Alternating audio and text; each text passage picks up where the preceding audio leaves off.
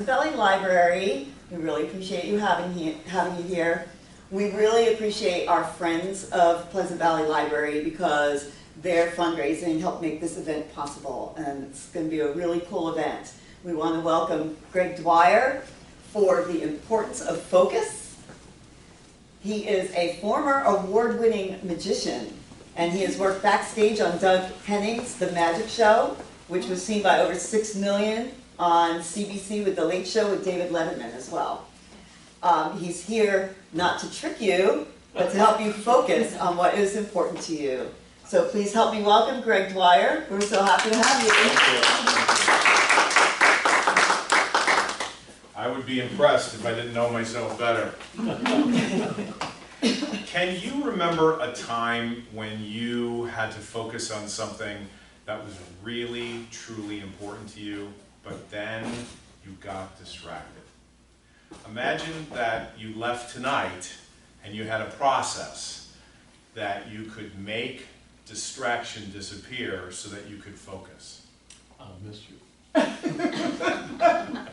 I'm sorry. No, that's funny. I like that. Now I know what you're thinking. What does a magician know about focus and distraction? Well, I've been studying distraction and focus since the 1970s. And I also run 2 businesses. I run a business of speaking, and I also run a business of retreats, taking people all over the world. But it always hasn't been successful, not at all. For the last 20 years, I've really struggled, and I'm sure you've heard this before. When the student is ready, the teacher appears. So my first teacher was my Uncle Riley, Victor Riley. He was an Irishman that didn't need to kiss the Blarney Stone. He was in show business. He was witty. He was a flirt with the women. And one day we're at my grandmother's house, and it was the holidays, and all of the food was there, and everybody was talking because it was a big Italian family. And all of a sudden, my uncle picked up a coin, and he rolled it between his fingers, like he was dancing it between his fingers. And then he took the quarter, and he just went like this, and it was gone. And I said, Vic, how did you do that? He says, I can't tell you. I said, no, come on, Vic, I'm your nephew. He says, no, I can't tell you. I said, I want to know. He says, can you keep it secret? I said, yes. He said, so can I. I said, come on, Vic, I want to learn it. He says, okay, as long as you don't tell anybody. I said, okay, I won't. So he taught me the secret. And what he did is he introduced me to misdirection. I said, misdirection, who's she? He says, that's the key. It's all about misdirection.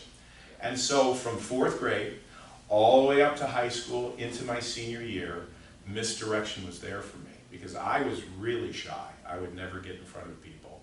And misdirection was able to help me with my shyness, and I got the title magician from 4th grade all the way up to high school. But she taught me 2 things. The first is that it's impossible to stay focused using discipline. And the second thing she taught me was that willpower has no power when it comes to distraction and focus. Most of the books that I've read over the last 20 years about focus and distraction say that if you can just stay focused by using your discipline, you'll be able to do it. Or if you use your willpower, you'll be able to do it. As a magician, I know it's not possible. But most people tell people these things. And discipline's great, and willpower's great as well. But they're almost like lighter fluid. They don't last. And so what happens is people try discipline and willpower, and then when it fails, they fail and they give up. I'm going to show you tonight, before the night's over, a secret that if you implement it, you'll be able to stay focused and distraction will disappear. That's what I'm going to show you. That's my promise to you. So, before I share it with you, I'd like you to put everything away, and I'd like you to stand up. I'd like you to shut your phones off, put your pens away, put your papers away. We're going to play a little game called Simon Says. So everybody stand up. Simon Says stands up. All right. If you can participate. If you can participate. Older. So, discipline really doesn't help when it comes to distraction. So what I'd like you to do, and I'm not going to play Simon Says by saying Simon Says, but just put out your hand like this, everybody do it, and then close it like this into a fist, I got his reverse hands, right? Oh, Either one, it doesn't matter. Oh, I'll follow yours. Okay. no, Simon Says. Yeah, that's fine. I'm not gonna say Simon Says to Okay. So just go ahead, just put your hand out like this, all right? So what I'd like you to do, everybody have it? Does everybody have it? Are you doing it too, ma'am? Are you doing it? Put your hand up. I'm not doing it because you Simon Says. Just put your hand up. All right. So what I'd like you to do is just take your finger and point it towards the ceiling. All right. Let's start again. That's your thumb. That's not your finger. Okay. All right. Good. What? That's your thumb, man. That's That's your thumb. It's a joke. That's your thumb. This is your finger. This is your thumb. All right. We'll do a do-over, all right? Okay. All right, let's do a duel. All right, listen, I'm not going to say Simon Says. I need you to focus, everyone. I need you to focus. Please stay focused. All right, thank you. So take your finger, point it to the ceiling, and with your thumb, make a circle. See the circle right here? All right, do this, make the circle, all right? Everybody got the circle? Everybody playing along? Just put it on your chin. This is your chin, ladies and gentlemen.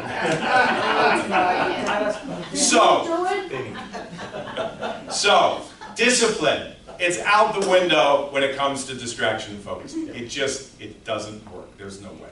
So I want you to think about why you came here tonight. The one thing that brought you here. I don't know why you're here. A lot of women come to my lectures, and I think it's because I'm just so handsome. And witty. Don't forget. And witty, yes. And witty, yes. You know, I don't know, but I want you to think about why you're here. And don't tell me, but I want you to think about why you're here. And I'd like you to imagine that whatever's important to you, is right between your hands. Make a circle like this. All right? I'm not going to say Simon Says, but I just want you to do this. All right? And I want you to imagine that what is really, truly important to you, and you're not going to tell me, so you can, imagine it's right there. And as you're bringing your hands together, you're almost closing it. In fact, you are closing it. You're making it come closer and closer and closer and closer and closer to you. So whatever you're imagining and visualizing that you want, you're bringing it together. Now bring your hands together just like me, and in your heart and in your mind, have the feeling that it's already yours. All right? Now, here's what I know. If your right thumb is over the left, it means you got a 90% chance you're going to get it. If your left is over the right, you're probably not going to get it, but you're pretty good looking, Kim, and it doesn't really matter. All right, let's do it one more time. This time, switch the thumbs. So if you did it this way, do it that way. Right? Think about what you want. It's personal. It's to you. Get it in your mind. Get it in your mind. See it. Visualize it. Now you're going to bring your hands together, but then you're going to do the thumbs differently. So then bring it together, and then have your thumbs different. Now, here's what I know for sure, and this is not a joke. If this feels uncomfortable, which it does, it means that to get what you want, you're going to have to be uncomfortable. The comfort zone is the dead zone. So you're going to have to do something different to get what you want, which is important to you. Now, let's do this. You're going to take your left arm. This is going to be uncomfortable because you've never done it before. And you're going to take your left arm and you're going to bring it over your right arm, just like this, if you can do it. Now, not everybody can do this. And then you watch me. Now you're going to bring your hands down like this. And if you can, hold it really tight, really tight. So, okay, very good. So the pinkies are at the top, all right? The thumb is down here at the bottom. I can see all the way in the back. Everybody has got it. This is amazing. Now, all I want you to do, since you haven't been thinking about your thumbs, I want you to do this. Look at your thumbs by doing this.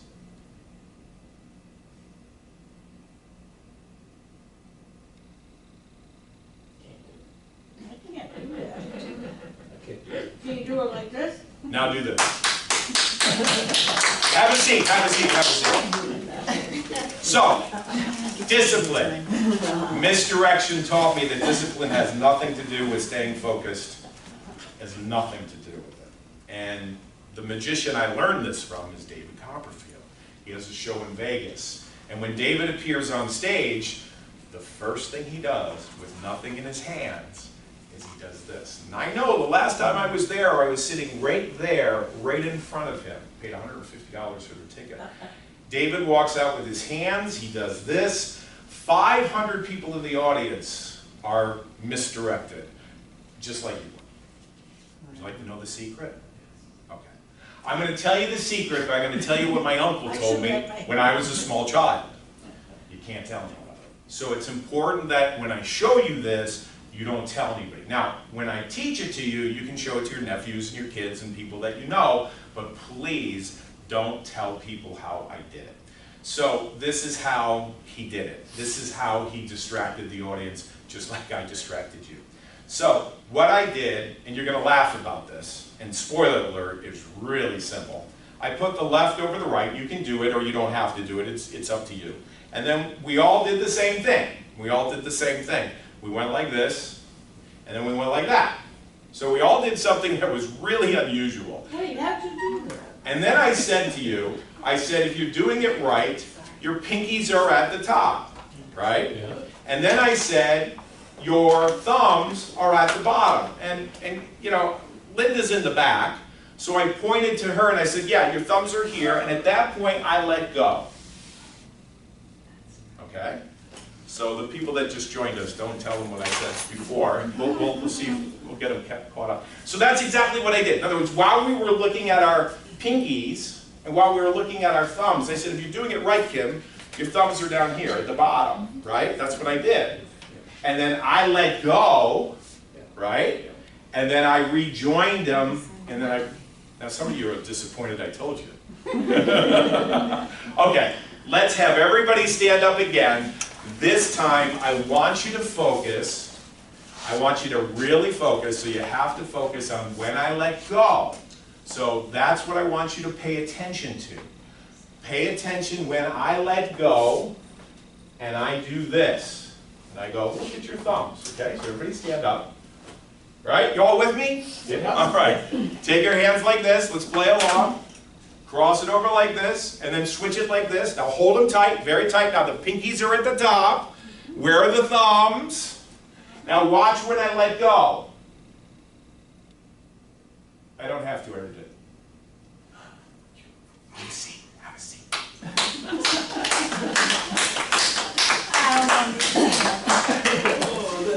So, that raises the question of multitasking. Should we be multitasking? The answer is no. First of all, what I found out in research, it's not possible. Multitasking is not possible. It's a lie. Now, that doesn't mean I don't do it. I'll be on the phone, and I'm cooking the meal, and I'm also doing the laundry. I'm doing 3 things at the same time, no problem. But this is what I learned. If it's really important to you, don't multitask. And I'll tell you why. On average, we pick up our phones, we tap it, we swipe it, we click it 2,600 times a day. The worker that goes to work, how many of you are still working at a job, doing something, right? You're still working? The average person wastes 12 and a half hours because they're looking at their phone, they're not engaged at work. They're stealing money from their employer. That's what's happening. 400,000 people who drive cars look down at their phone at the wrong time and get into a car accident. And sadly, 4,000 people die every single year simply because they look down at the phone at the wrong time and they don't make it. Multitasking is not a good idea. I speak a lot for businesses. $650 billion is wasted every year in America, just in America, because people aren't engaged in work. They're multitasking, they're living for the weekend, and they really don't care. Kim's in the front. So if I'm looking at Kim and it says librarian on duty, and I'm having a conversation with Kim. Kim, how long have you worked at the library? 10 years. Now, if I'm talking to Kim, and she's the most important person in the room, I can't see Linda right now. I know Linda's over there, I know Ian's over there, I see my friend blurry in the background, Fran, but really, the truth be told, I only see Kim unless I move my head. So if Kim is really, truly important to me, I don't want to be looking at my watch or hold on, can you hold on? Let me just get back and shut my phone off. Because then Kim knows she's not important. So like in customer service, and I'm a big fan of customer service, I think you really need to know where people are coming from and figure out what their needs are and meet their needs. You know what it shows? It shows you care. It really does. And the kids, I don't mean the kids, but just people in general, they don't know these skills because they think they can multitask. They think that they can work with Kim at the register and then it doesn't work. So what I learned about multitasking is it's an illusion. It really isn't something we can do. It's not. And be careful behind the wheel. Be careful. 400,000 people get hurt every year, just in America. And 4,000 people don't make it, just because they think that they can look down. So, take your right foot, put it out at 7 o'clock. 7 o'clock. Move it clockwise, 7 o'clock, over to 12, round and round we go. Keep your finger up in the air with your right hand, and as your foot is going around in the circle clockwise, move your hand counterclockwise. That's like rolling your stomach. There is no way we can do two things. I mean, it's just impossible.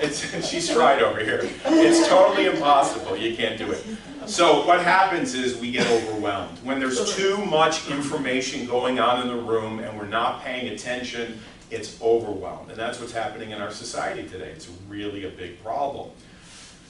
There was a guy by the name of George Miller. He wrote a book called The Magical Number of 7. How many? 7. Let's say it again. Magical number of 7. And this is what he said. He said, billions of bits of information are going all around us all at the same time. And we can't pay attention to everything. We just can't. It's impossible. So 7 bits of information, give or take a couple. We tend to focus on a few things, but we can't focus on everything. It's completely impossible.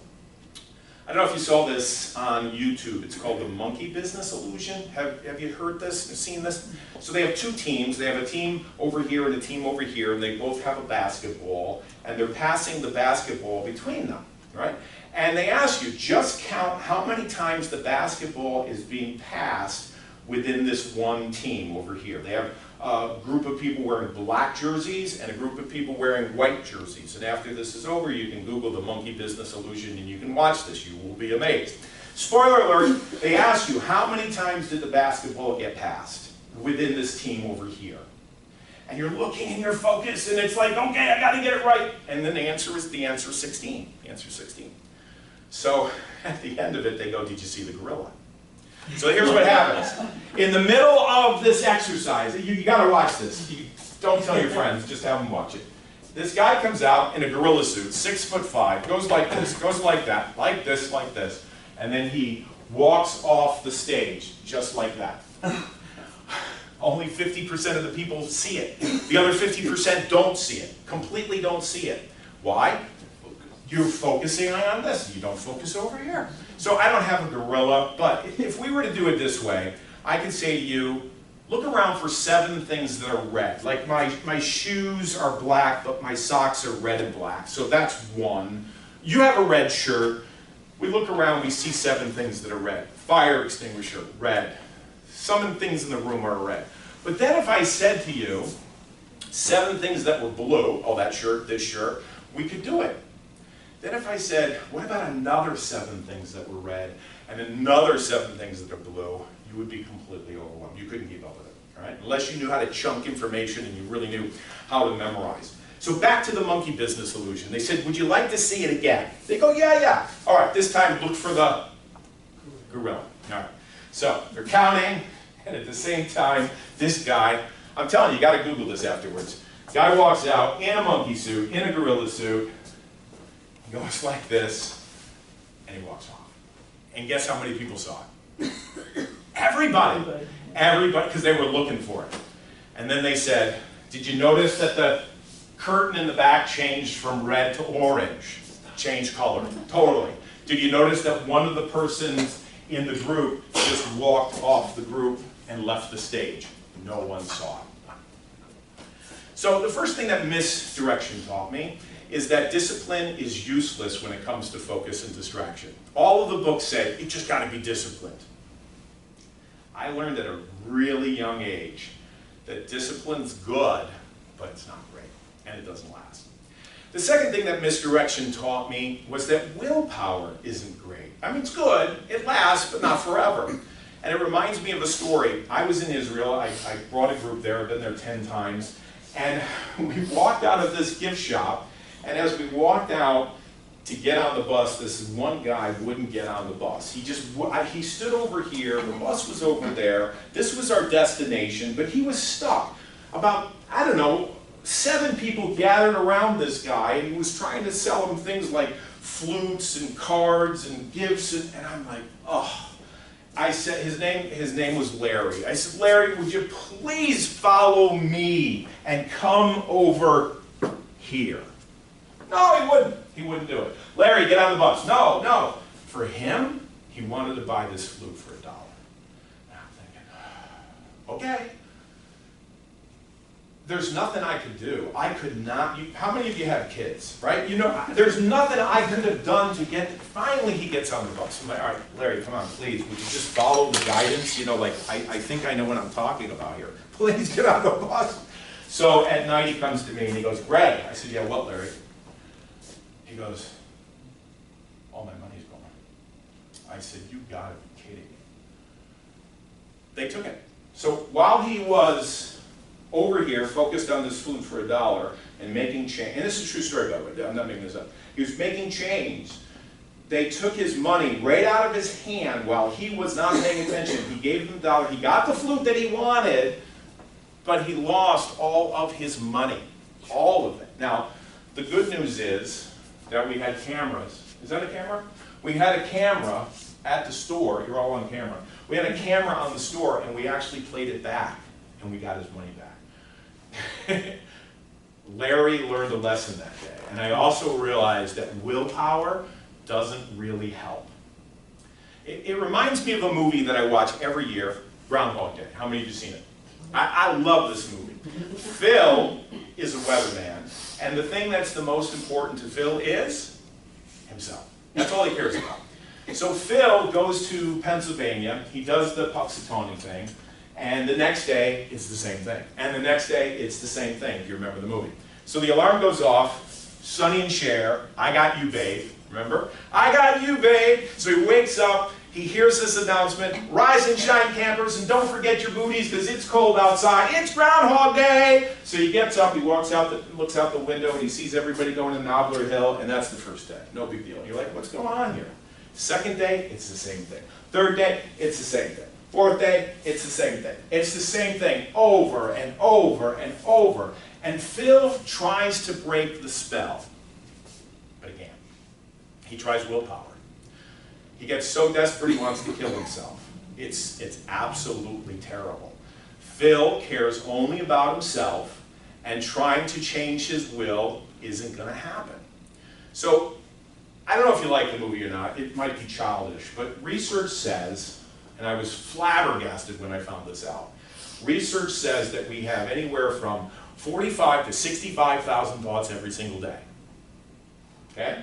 Today's what, Monday? So 45 to 65,000 thoughts every day. Let me say it again. We have 45 to 65,000 thoughts every single day. Let me say it one more time. We have 45 to 65,000 thoughts every single day. The reason I'm repeating it is because the people that study this stuff say that 90% of our thoughts are going to be repeated tomorrow. I'm just going to pause and let that sink in just for a moment. That's your life. 90%. Wow is right. So 45. By the way, you don't have to take notes. I'll give you the notes afterwards. 45 to 65,000 thoughts that we have every day. And then tomorrow's Tuesday. You're going to be thinking, yeah, that guy Greg, he was right. I was thinking this. I'm thinking the same thing. This guy's thinking, I wish my wife disappeared, right? You're going to think it tomorrow. No, well, you said that at the beginning. Earlier. Yeah. But you've learned your lesson, so you're not going to do that. That's right. That's right. He's going to change. He's going to change. So it's interesting. Depending on who you study, 43 to 48% of our life is habitual. So, Think about the clothes you wear. Think about the people you see. Think about who you talk to. Think about where you drive. 43 to 48. So that means like almost 50% of my life, your life, our life, your life. Are you yawning behind that mask? She's yawning behind that mask. It's because she doesn't have enough oxygen. Okay, so what I've learned is this. Our life is repeated over and over again. And guess why we do it? Because we want to be comfortable. We want to be comfortable. We want to do things the same way all the time because we're afraid to step out. So we repeat patterns over and over and over and over again. You're probably thinking about patterns in your own life right now, like people that you talk to and people that you hang out with that influence you, and probably the same food. I was talking to a friend of mine, Paul Draper, who has a show in Vegas, and we were talking last night, and he goes, you know, my girlfriend, she's got a list of 10, 15, 20 things that she eats every single month, and I've listed them so that when we go out, I know exactly what to buy her.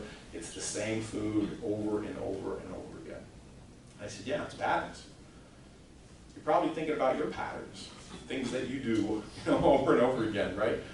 I'm thinking about, when I read that, 45 to 65,000 thoughts every day and 90%, I said, oh my gosh, what ability do we have to change? Willpower? It's out the window. Discipline? I don't know about discipline. I mean, I tried it, didn't work. Willpower? Sometimes. So I'd like you to think of a number between 1 and 10, like 3, but not like 3. The number that's coming to mind is 7. And I also want you to think of a color. No, think of 2, red and blue. And I want you to think of 2 different geometric shapes, one inside the other, not like a square, but something simple. It's probably a triangle, and probably a circle.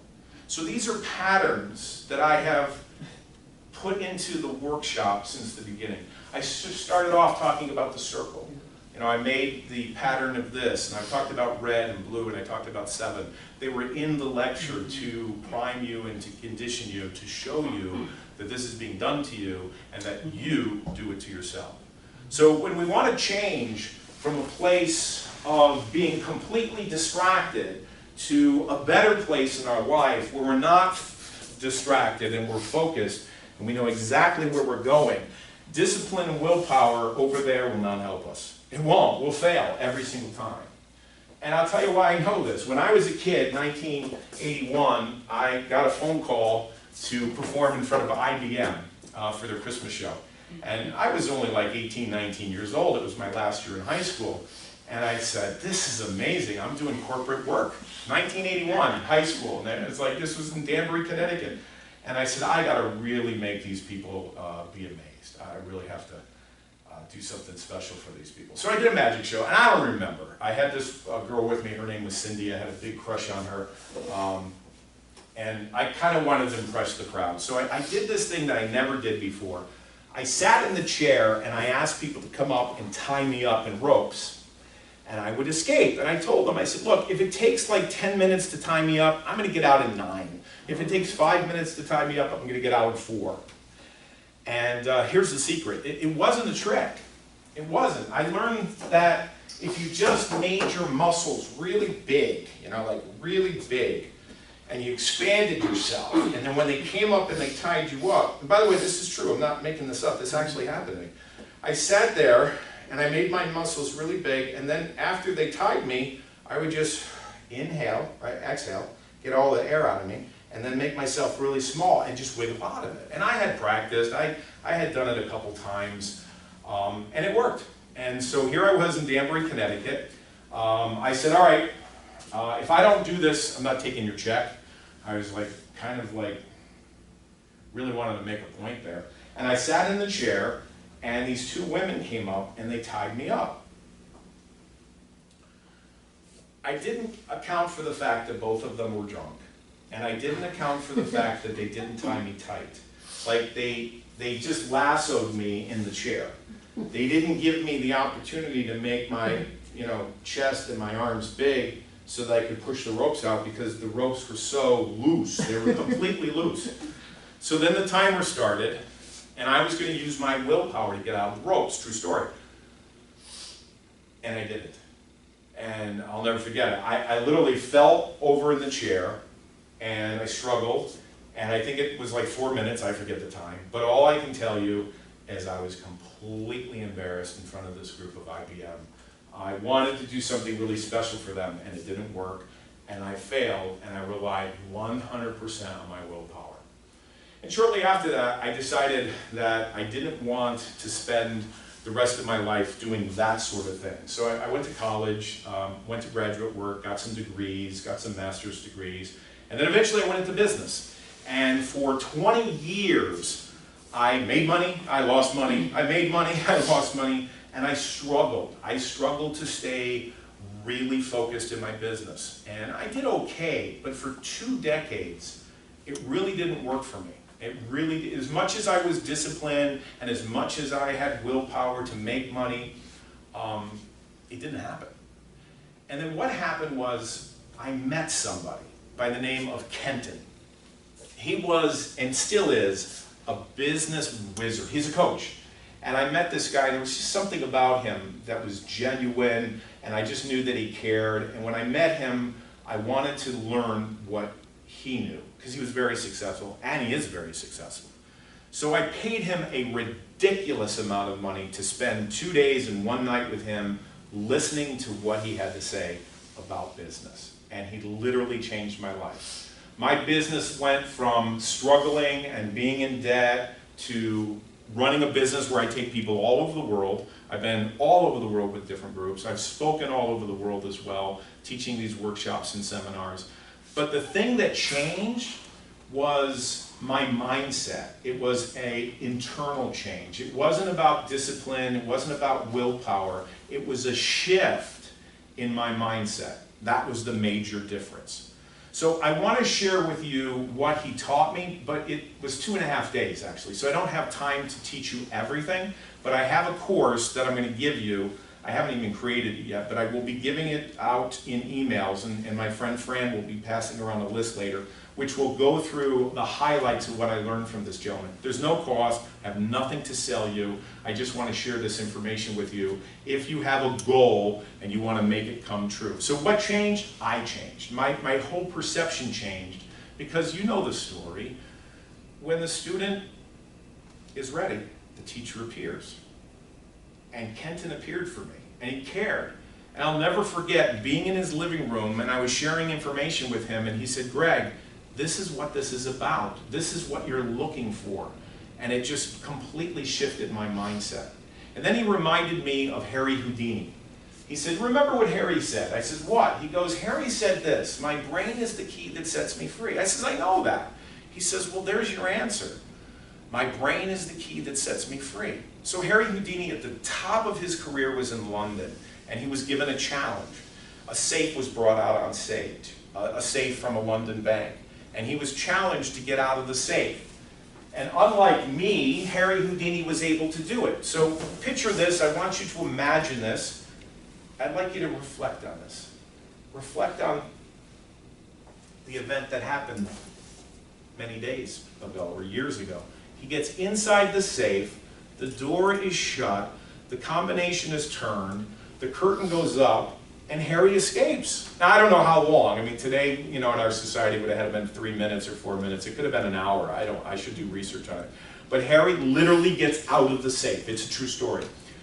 So here's what I'd like you to reflect on. Imagine this little short guy gets into the safe, the door is locked, then it's opened, or I should say, then it's closed, a curtain goes up, and then he gets out. So reflect on this one question.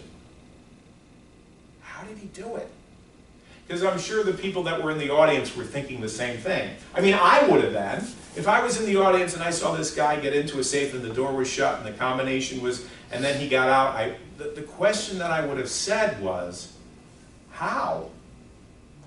Right? Are you asking that? Like, how did he do it? How did he get out? Right? But then what Kenton said to me is what I'm going to share with you. He says, how is misleading. It's a distraction. Because the real question, the most important question, The most important question is not how. It's what. It's not how. And he said to me, you know this already. I said, yeah. And I began to laugh. I said, Kenton, it's easy. He goes, of course it's easy once you know. Greg, safe is to keep people out, not in. And what a big aha that was for me. Safe is to keep valuables inside, not people inside. So it's easy to make the escape from the inside out. And that's what Kenton showed me that day. The masses in the audience were saying, how? Harry had a different way of thinking. My brain is the key that sets me free. Harry wasn't thinking like the rest of the people in the world. He was thinking, what is a safe for? And the only way to get to this is by reflection. Because reflection connects you to the question, what is important? Because importance directs focus. And there I had the secret. So if I were to boil down this whole lecture, it would come down to three magic words that you don't even have to write down. Importance directs focus. That's it. So think about what you want and just realize that once you make it important, yeah, discipline will help you, willpower, but the escape will be made from the inside out. It's reflection. Reflection allows you to ask the question, what truly is important? So I'd like to show you what Kenton taught me. I can't explain it all because we just don't simply have the time. But I'd like to show you what he taught me. And it's really simple, actually.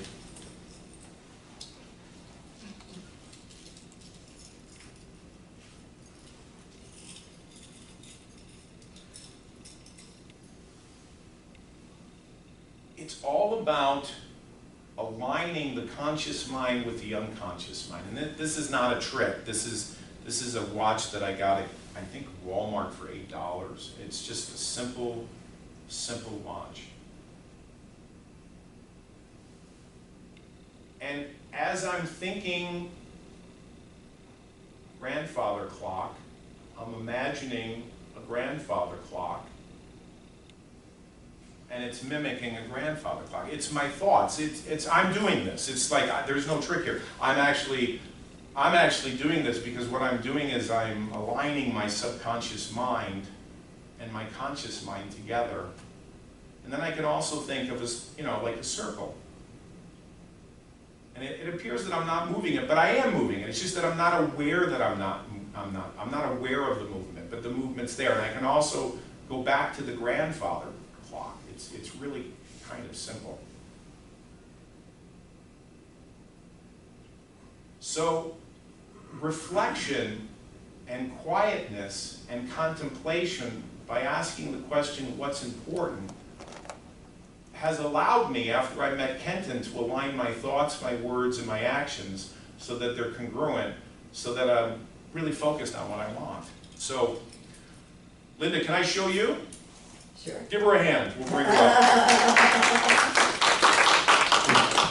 So we're going to test this. We've never done this before. Why don't you stand on this side? Okay. We haven't rehearsed this, so think about what you want, but hold the watch like this. Okay. Well, left hand or right hand? Which are you dominant? I'm left-handed. Okay, that's good. All right. So I'll actually do it with you. That's fine. Okay. So I want you to think what you want. Just think about what you want. But first of all, I'm going to ask you a simple question. I'm not going to embarrass you. I should have said this. I'm never going to embarrass you. I'm going to ask you a question. Do you work here at the library? You can just shake your head, yes or no.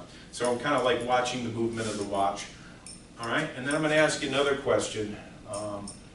do you currently live in, oh, I don't know, what would I say, New Jersey? Do you currently live, and shake your head no? I know you don't. So the watch will move depending on, you know, how you're thinking.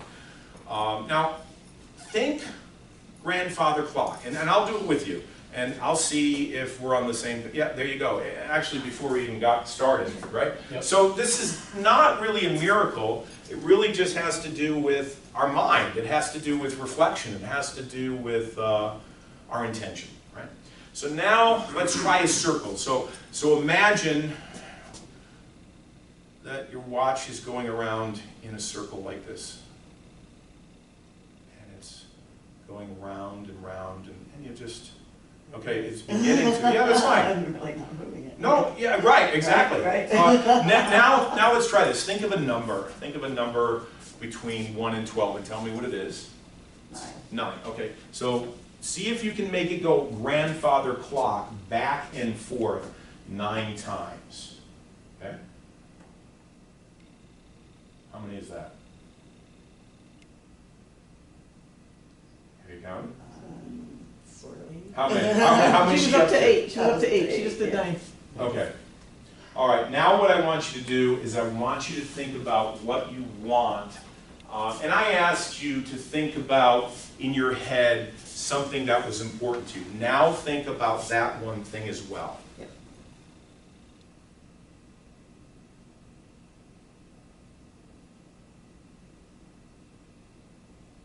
And how do you feel as you're thinking about this? How do I feel? Yeah, how do you feel? I'm watching the watch. Right, and are you also thinking about And what I'm you thinking want? about that word. Okay, you're thinking about, okay. And are you noticing any movement at all? Yeah. Ask yourself the question, is this good for you? Is this good? So you wouldn't think of something that was probably negative. You'd probably think of something that was positive. And Right. you see how much it's moving? Yeah. I mean, it actually is moving pretty fast back and forth. Now ask the question, is this something that's bad for me? So say that in your mind. Is this something that's bad for me? And see if the direction changes at all.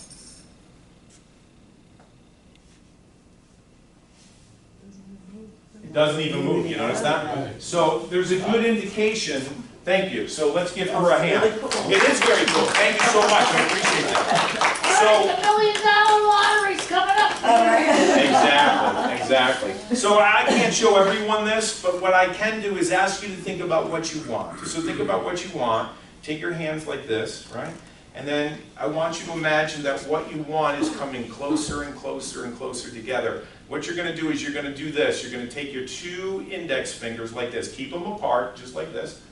And imagine that what you want wants you. And they're going to come closer and closer together, which is an indication that your subconscious mind is in alignment with your conscious mind. And you're going to notice that the fingers, like the gentleman up front, are getting closer and closer and closer and closer and closer together, right? So that's a way to use reflection to give yourself confidence that what you want is going to happen for you. So every day when I get up in the morning, I have a ritual as far as exercise and also focusing on what I want, and I get really clear, and then I set up my day. The other thing I want to show, Ian, can you help me with this?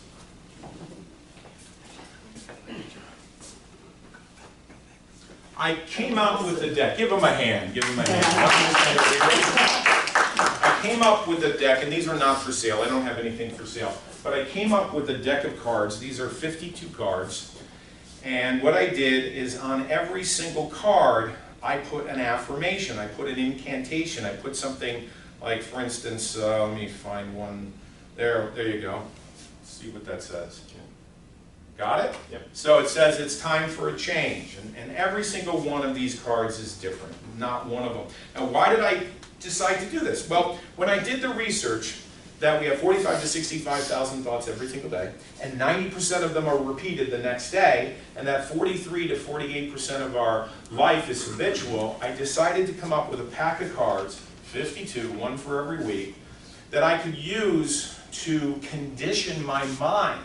So literally, hold your hand out like this, I condition my mind so that these are influencing my subconscious. So pick up the top card and look at it. It says, it's upside down, stay positive, think successful. Yes? Yes. Okay. Take a look at the next card underneath. The only rule in life is to love yourself, right? Correct. This is not magic. I've just memorized all 52 cards. The next card is no fears, no limits, Correct. right? The next card is imagination is the first step towards reality. Yes. Okay, so I've memorized every single deck because I made this a habit. Because once I figured out that the reason why I'm struggling, because I'm focusing on discipline and willpower and I'm not getting anywhere, what Kenton taught me was that if I could condition my mind, then I could be focused. So these are not for sale, but you can do this. You can make your own up. Why don't you shuffle the deck up any way you want. And as you're shuffling up the deck, I want you to really reflect on what's important to you. Just like she thought about what was important to her, I want you to reflect as you're shuffling the cards. There's something about shuffling cards and mixing cards up and thinking about your intention I just find magical. I really do. So there's no way I know what's on top of the card. I don't know the top card. There's no way. I'm not touching the card. So I have no idea. So what I want you to do is I want you to think about, Ian, what really truly is important to you. Okay? And I'd like you to reflect on it like your life depends on it, like this is really important and you really want this for yourself. And then as you're fanning out the cards, I want you just to pull out one card. But don't look at it. Don't look at it. We don't need it right now. We don't need it like now. Okay, you got it? Got it. Now I want you to place it face down so I'm not touching it. So the one card's going in the envelope, but yeah, just put it inside there like this. Excellent. And push it in. You can put the rest of the deck over here. And I'm going to give this to your girlfriend. No, I'm going to give it to Kim because she's right up front. Kim, do you promise not to open this? Okay. So we're going to look at this later. All right. Ian, if you could stand right here, I would like you to, first of all, I won't embarrass you. This will be fun. We're going to learn something, all of us. So thank you for doing this. I really appreciate this. This is wonderful. And I do believe that this will help you get closer to what you want. So this is like really practical. So close your eyes and imagine, Ian, that what you want is really far away from you. And it's black and white. And it's fuzzy. It's so far away from you, you're thinking in your head, you're saying in your head, I don't know if I'm ever going to get this. I don't know if this is ever going to happen.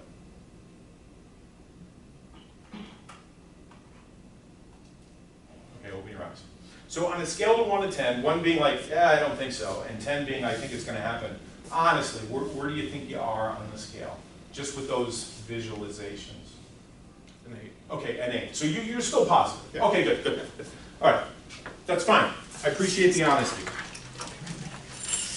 So here's a lock, and here are some keys. You can take them all out if you want. Okay. And we're going to ask you to do 2 things at the same time. 2 things at the same time. It's never a good idea. I know, right? It's true. So I'd like you to stand here, and I'd like you to think about what you want, right? Mm-hmm. And face that way. Okay. And imagine, have you ever felt frustrated before?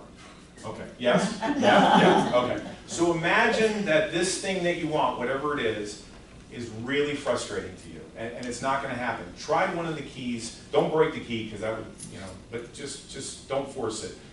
All right, drop that key in there. Think about what you want, and think about the fact that it's so far away, and it's probably not going to happen, and why even bother maybe thinking that, right? Try another key. Try another key.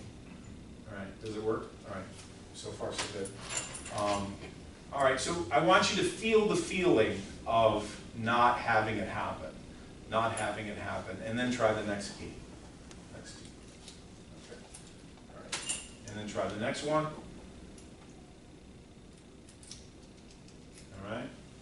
And then the last next two. All right. And the next one. Okay. Now, close your eyes. Imagine frustration. Imagine that it's a year from now and it hasn't happened. You have to use your imagination. And imagine it's like a black balloon or a white balloon, because there's no color in the room, everything's black and white. And it's going away from you, and away from you, and away from you. And now it's 5 years from now, and you're like, I don't know about this. I don't know if this is going to work. Okay, open your eyes. Where are you now? Number-wise. Oh, number-wise? After that, 4. Okay. See how easy it is to put yourself in a trance. It's so easy it is. Thank you for being honest. This takes a lot of courage, you know, because we're guys and we want to, hey, I'm a 9, you know. But no, this is, we say things to ourselves, we visualize things to ourselves, and this is what happens. So I'll give you this. Okay. Stand over here. Stand over here. Now, I want you to close your eyes, and I want you to put your hands on your hips like Superman. I remember Superman from the 50s, the old one. And I want you to get this feeling that you can do this, that this is black and white, it goes away, now it comes closer to you, and closer to you, and closer to you, and closer to you. And it's colorful. How do you feel now? Open your eyes. Pretty good. Number-wise? Yeah. Yeah, back up to a 9. Excellent. Okay. So now he's a 9. All right? All right. So try to open the lock. Any key you want. All right. Try another one.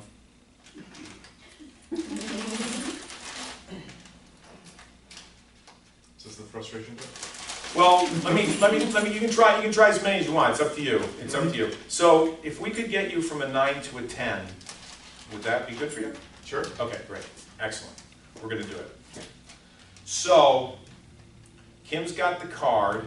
Take a look at the card that you picked. I'm going to turn away. I don't want to look. So take the envelope from Kim, and then pull out the card and look at the card.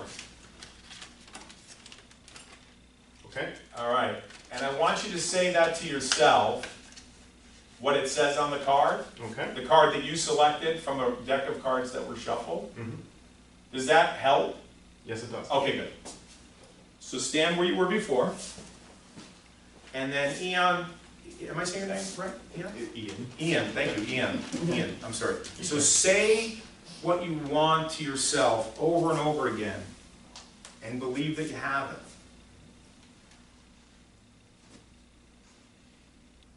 Now repeat that mantra to yourself.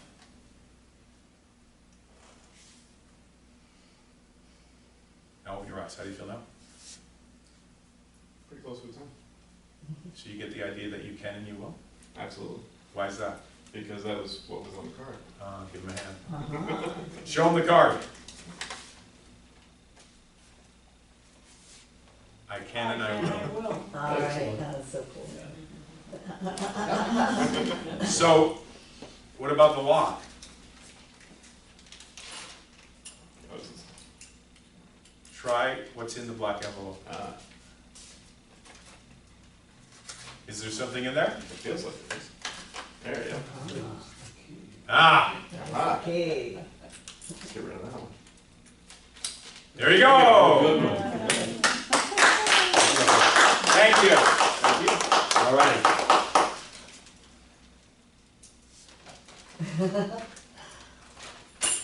Give him a hand.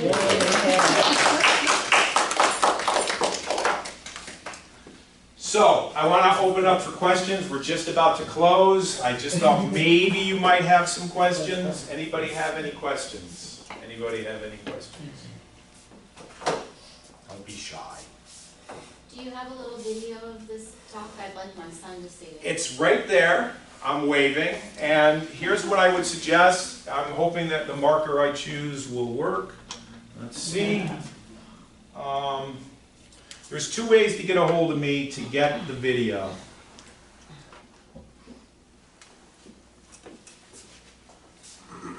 I'll just make it easy. .com. So here's my name. It's Greg Dwyer.com. And the other way to get the video is to, Fran, do you have the list? I do. She has a list. If you put your email on here, I'll send you the video. I'll also send you the notes. And I also have a 8-week course that I'm putting together, which is free, which gets more into detail of what I'm doing here. So, any other questions? Any other questions? Going once, going twice, going once, going twice. All right, if not, I'm going to ask. Oh, you have a question? Go ahead. How does this all interplay like with hypnosis? 'Cause there seems It's to all be- hypnosis. Oh my God. It's all hypnosis. Yeah, I'm not a hypnotist, but I've studied hypnosis. The first time I was exposed to hypnosis was in 1981. The amazing Kreskin came to my high school, and he did a show, and he hypnotized me, and I was the last one on stage. But most of this, to answer your question, is self-hypnosis. It's self-hypnosis. It's the ability, what happens with hypnosis is hypnosis gets beyond the conscious mind into the subconscious mind so that you're programmed, so that you can do what you need to do. Does that make sense? So yeah, not hypnosis in the sense that you're going to run around like a chicken or, you know, do all those things. But what I found out is most of us are the greatest hypnotists in the world, that we're doing this to ourselves. It's the thoughts that we're saying and the things that we're doing. But that's a great question. I've never had that question, but that's a perfect question. So I would say if you want to know more about this, study self-hypnosis. Yes, sir. Based on your career Yeah. and the number of people and corporations that you've spoken to, Sure.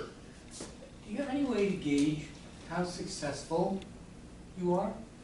Not yet. Not yet. That's another great question. For me, it's not about going in and speaking for an hour and a half and leaving. So what I do a lot of times, I don't have that many case studies yet, but I plan on getting them under my belt in the next year, is to go in and give the speech, give the lecture, but then do follow-up with the company and the organization.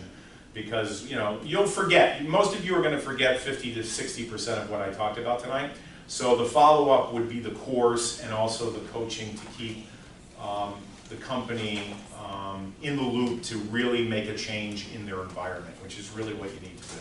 You know, you want to get the right people on the bus, the wrong people off the bus, and most people these days are not really engaged in their work. So I think hiring and letting people go is probably the first step.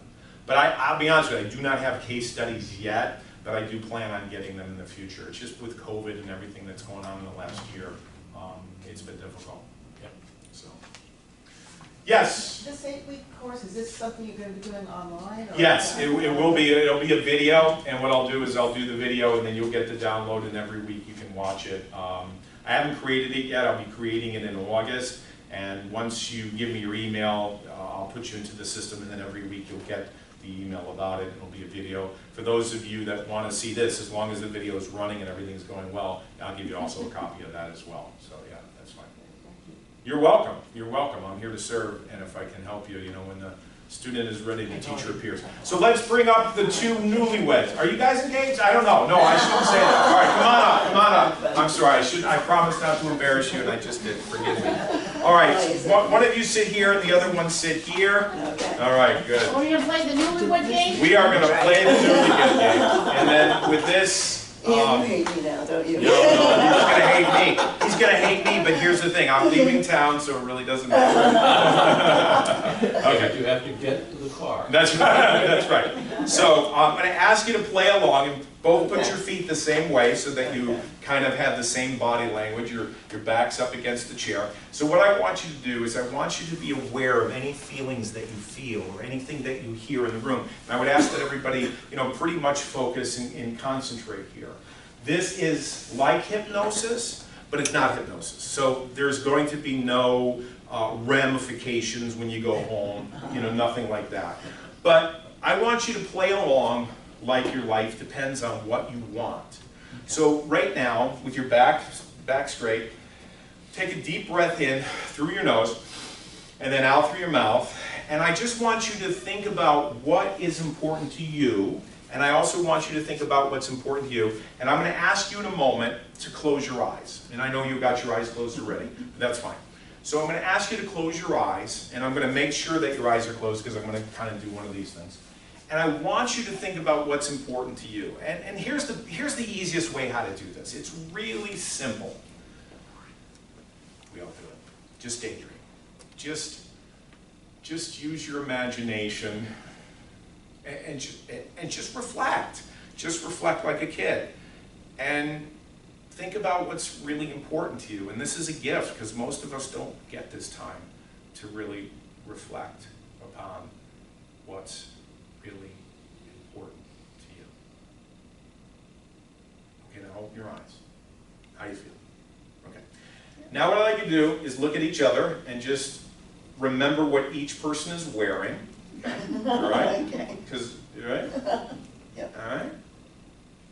And I want you to use your imagination. Close your eyes. It's really important that you are very sensitive to everything that you feel, everything that you hear, if there's any colors in the room or everything like that.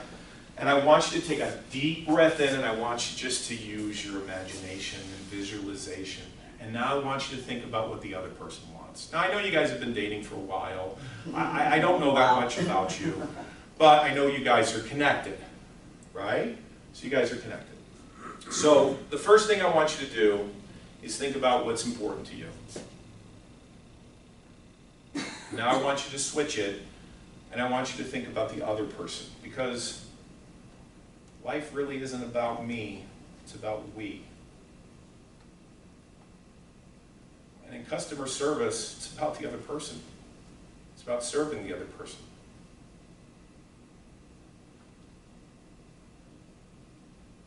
Okay, now open your eyes. All right, how did that feel? Okay. All right, we're going to do it one more time, but I want you to take you down deeper and deeper. So as you hear my voice, think about what's important to you. 100, 99, 98, 97, 96, 95. Deep breath in through your nose. All right. Go down so far deep that you see what you want. It's in full color. It's close to you. It's so close to you. You have no doubt. You're a 10. You are a 10. You know that what's important to you is going to happen in your life. You can see it. You can taste it. You can hear it. You can feel it coming true in your life. It is so real. So real. Now with your eyes closed, I'd like you to raise your right hand if you felt a tap or taps. Put it down. Now I'd like you to point into the direction that you felt the taps or taps. Point in that direction. Point in the direction? Yep, close your eyes, close your eyes, close your eyes, hands down. And I'd like you to use your index fingers of how many times you felt the taps. Okay, put your hands down. I'm going to take you down even deeper. So now you have lost yourself in the other person. And this is what I call deep reflection. Deep reflection is that when you're not thinking about yourself anymore, you're thinking about the other. The other is more important to you.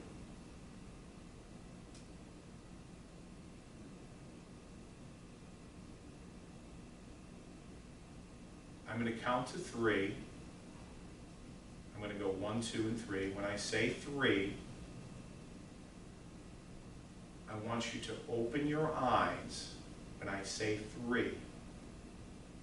And I want you to say out loud, very loud, what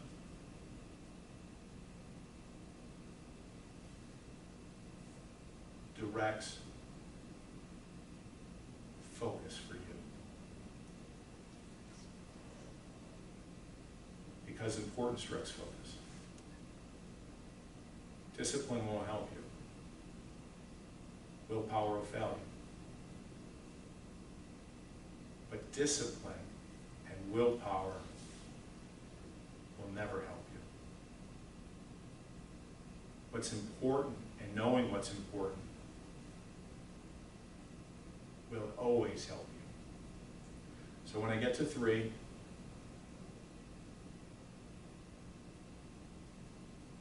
you'll say out loud,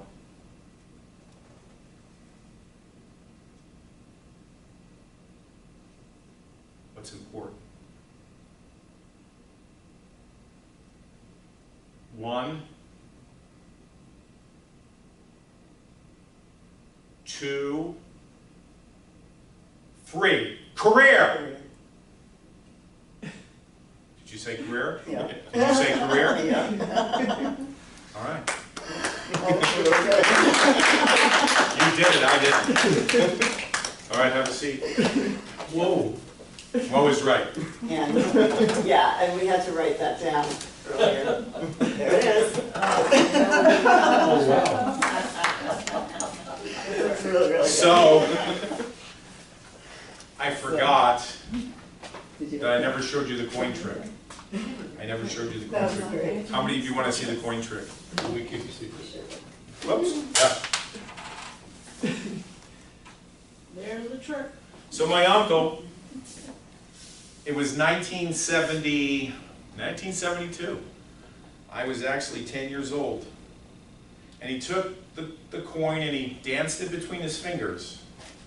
And I just couldn't believe it. What's really interesting about this is that this coin is the same year as when he showed me this. And he simply did this. I said, Vic, how did you do that? Oh, let me show you how to figure this one out.